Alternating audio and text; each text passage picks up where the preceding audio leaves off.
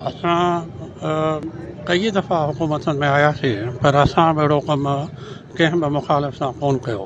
सिंध में हिकिड़ी रस्म रवाज हो, हिकिड़ी रवादारी आहे, माण्हू हिक ॿिए सां इलेक्शनूं बीहंदा, हर कंहिंजो हक़ आहे इलेक्शन बीहणु, पर उनखे ज़ाती दुश्मनी कोन तस्वर कयो वेंदो हो।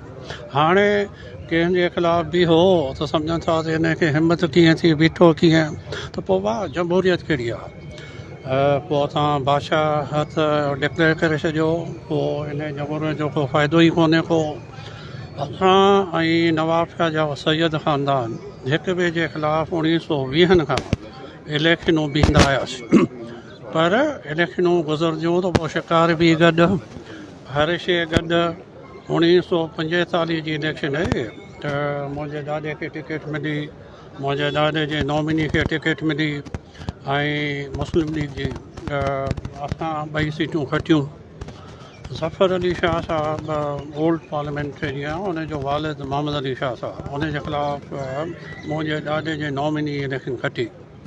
इलेक्शन खां 10 ॾींहंनि खां पोइ मोहम्मद अली शाह साहब जो न्यापो आयो ॾाॾे ॾे, त बाबा हाणे ख़ान साहब खे चयो त इलेक्शन त गुज़री वई, हाणे नाराज़गी छा जी, अचो इलेक्शन विढ़ूं, अचो शिकार कयूं।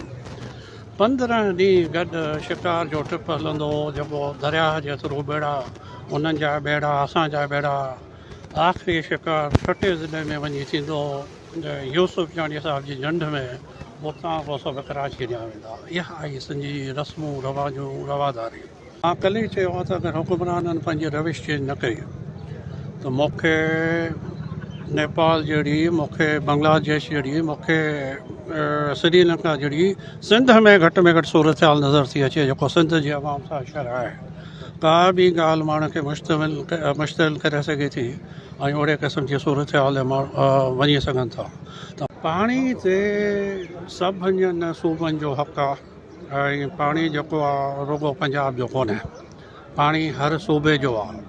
ऐं जेको लोअर रेपेरियन हूंदो आहे उनजो वधीक हक़ हूंदो आहे पाणी जे बनस्बत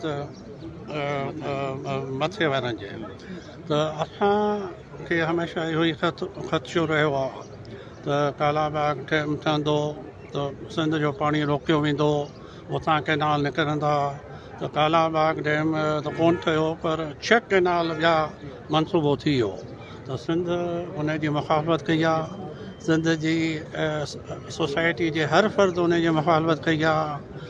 उहे मास्तर हुजनि, उहे वकील हुजनि, उहे डॉक्टर हुजनि, उहे सियासतदान हुजनि, आम माण्हू हुजनि। मां सम्झां थो इहे मनसूबा जेके आहिनि सिंध जे हक़ में। 27वीं तरमीम जी ॻाल्हि हले पई।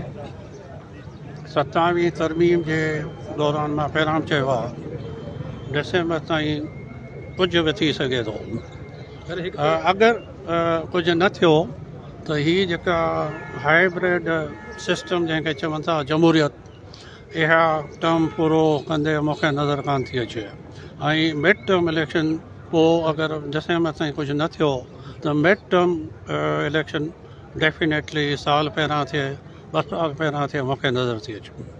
पोइ मां सम्झां थो मरियम साहिबा नई आहे सियासत में, यकीनी तौर ते मियां नवाज़ शरीफ़ साहब सां मां 3 दफ़ा कमु कयो आहे, उहो अहिड़ी ॻाल्हि कोन करे हा। पीर साहब पागारे खे अगरि मरियम साहिबा कोन थी सुञाणे त पोइ मुंहिंजो वरी मशवरो मरियम साहिबा खे इहो आहे त तारीख़ ज़रूरु पढ़णु खपे, त पोइ मरियम साहिबा खे बि ख़बर पइजी वेंदी त पीर पागारो ऐं पीर पागारे जो वालिद ऐं पीर पागारे जो ॾाॾो ऐं पीर पागारे जो परॾाॾो केरु हो ऐं छा आहे पीर पागारो।